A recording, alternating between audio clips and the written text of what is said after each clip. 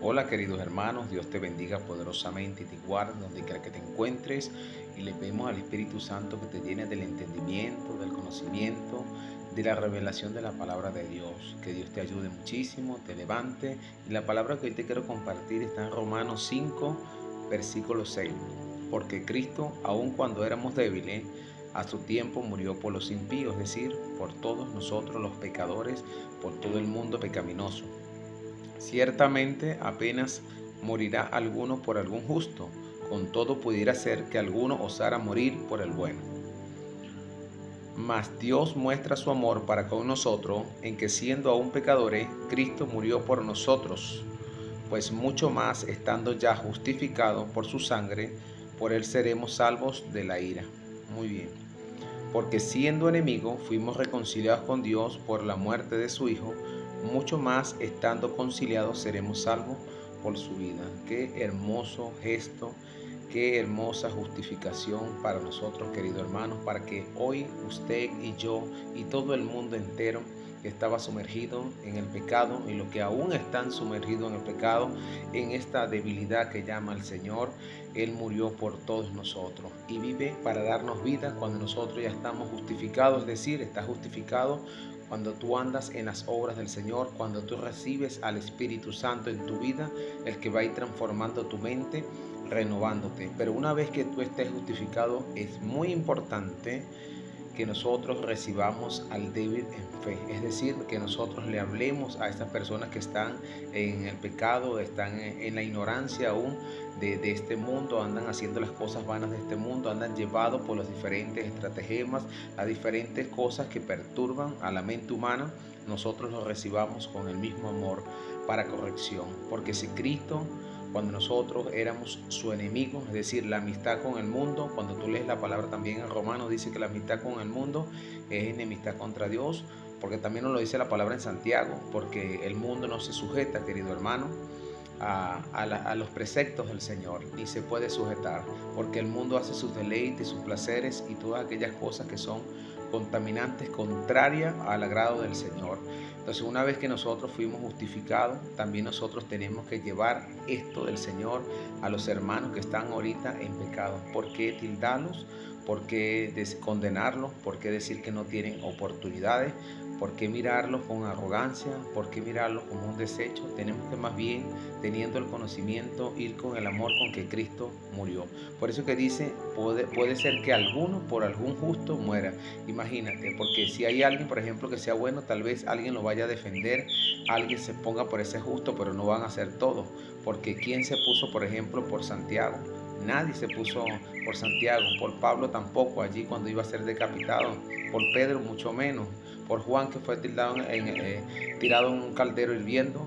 tampoco, querido hermano. Así que casi ninguno se puso por un justo. Imagínate por un pecador, mucho menos. Al contrario, a veces hay personas que tienen estas maquinaciones, bueno, se lo merecen. Pues Cristo no fue así. Cristo en su amor, el Señor, el Padre, envió a su Hijo para que los pecadores, porque dice los impíos, es decir, todo el mundo, la justificación no vino para los justos, sino para los injustos, porque Él vino a llamar a los injustos, Él vino a llamar a los pecadores al arrepentimiento. Es decir, hay más gozo en el cielo por un pecador que se arrepienta que por 99 que no necesitan del arrepentimiento. Dicho esto, querido hermano, es una exhortación para que nosotros empecemos a enfocar la palabra de Dios con amor, con detenimiento, con espíritu de mansedumbre, como llama la palabra, con corrección, no desechando a nada, porque Dios santifica, Dios es el que da la oportunidad, Dios quiere que todos procedan al arrepentimiento, no hay que tildar, no hay que decir que ya no puede, ya no tiene salvación, al contrario, mientras la persona esté con vida, mientras la persona pueda arrepentirse en el corazón, estar en este mundo, confesarlo en los labios, confesar al Señor en el corazón, Dios es propicio para quitarle cualquier tipo de pecado, querido hermano, porque Dios en Cristo Jesús vio ese sacrificio pleno y borró los pecados del mundo, es decir, nuestro juez es el Señor, pero tampoco con pecado podemos subir al cielo, tenemos que limpiarnos en esta tierra, es necesario, pero tenemos nosotros que tratar la palabra de Dios tal cual como es, sin desviarla, con el conocimiento de la verdad,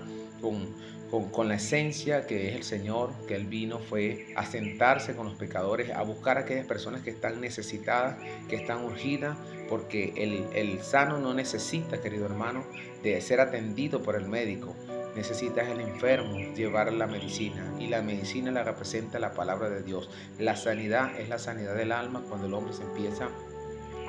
a limpiarse de esos pecados. Los pecados son las enfermedades del alma, aquello que va oprimiendo, aquello que va contaminando el alma hasta que esa alma puede morir sumergida producto de esa enfermedad que se llama pecado. Y la muerte es la enfermedad total que termina con el hombre. Pero la palabra de Dios aparece y está en tus labios, Dios la coloca en tus labios, tú que tienes el conocimiento allí, que has recibido la palabra de Dios, donde quiera que tú vayas, donde te encuentres, en el trabajo, en la casa, en la oficina, en las reuniones, no te avergüences, recuerda que tú eres la luz, tú eres la sal de la tierra, tú eres el que tiene el conocimiento. Una luz no se coloca debajo de la mesa, sino que encima, para que alumbre a todos, y el propósito es que si tú tienes el conocimiento, la palabra de Dios, lo lleve a todas las personas para que así ellos puedan conocer de Cristo Jesús, porque algún día tú fuiste débil y fuiste rescatado de esa vana manera de vivir. También nosotros tenemos que, con el mismo amor y con la misma solidaridad, tener la empatía con los hermanos para que ellos también puedan proceder a estar, y ese es el gozo pleno, que todos podamos conocer del Señor y que todos podamos entrar dentro de ese plan de salvación tan divino, porque conocemos lo que está allá adelante. Es una carrera que ciertamente es fuerte, es una carrera que implica mucha disciplina, mucha constancia, y van a haber factores externos que te van a ti a venir a fastidiar, a molestar, pero tenemos todas estas armaduras poderosas espirituales que nos habla la palabra de Dios para nosotros poder vencer. Por eso es que el conocimiento del Señor es muy importante, y dice que el principio de la sabiduría es el temor al Señor. Es decir, todo el temor al Señor es conocer cómo Él le agradan las cosas y cómo puede estar su presencia con nosotros, porque estando la presencia con nosotros, estando su brazo extendido, no hay nadie que te pueda hacer frente, no hay nada que te pueda hacer daño, querido hermano, porque aún Pablo, cuando lees en Hechos 28, la serpiente lo muerde de la mano, una serpiente mortal, pero aún así Pablo se sacudió esa serpiente porque él estaba confiado que el Señor le dijo que él iba a culminar su propósito. Así como Dios te dice en este momento, no importa lo que venga allá adelante, querido hermano, confía en el Señor, porque el Señor te llevará a donde Él quiere, querido. Solamente tú tienes que colocar esa armadura, activar esa fe en tu corazón y vivir la palabra de Dios, y precisamente también la lectura de la palabra es la que te va a fortalecer, te va a limpiar. Y a los que ahorita en este momento tal vez estén leyendo la palabra y no la comprendan muchísimo, la misma palabra poco a poco te va a ir limpiando el corazón hasta llevarte el conocimiento. Recuerda que esa debilidad ciertamente es porque nosotros no tenemos el conocimiento, y la carne no puede